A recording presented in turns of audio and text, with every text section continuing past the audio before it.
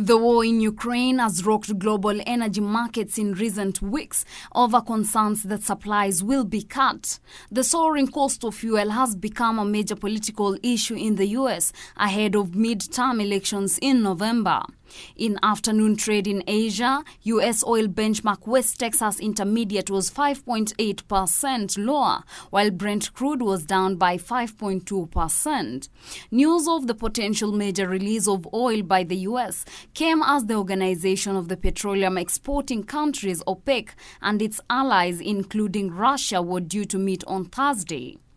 The group of major oil-producing nations, which is known as OPEC, is expected to stick to its existing deal to gradually increase production. The cost of oil has jumped in recent weeks.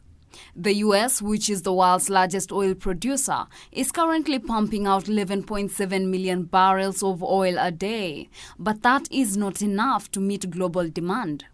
Elsewhere, Russia is allowing imports without a trademark owner's permissions in reaction to sanctions that have halted an array of Western products. Prime Minister Mikhail Mishustin approved parallel imports as part of the fourth package of support for small and medium-sized businesses. The West's response to Russia's war has prompted a surge in inflation. The Prime Minister said until now, goods could not be sold in Russia without the trademark owner's authorization. The aim of letting retailers import products without the company's permissions, he explained, was to saturate the market so that people had fast access to necessary goods, guaranteeing supply despite the unfriendly actions of foreign politicians. List of products were to be coordinated with the Ministry of Industry and Trade. Annual inflation has soared this week to 15.66%, while the value of the ruble has fallen. Sugar in particular has been hit by the price rises and shortages, and Russia's anti-monopoly service said it was investigating the country's 5 biggest producers.